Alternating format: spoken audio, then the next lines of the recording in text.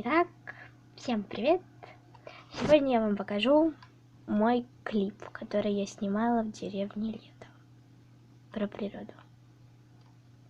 Погнали!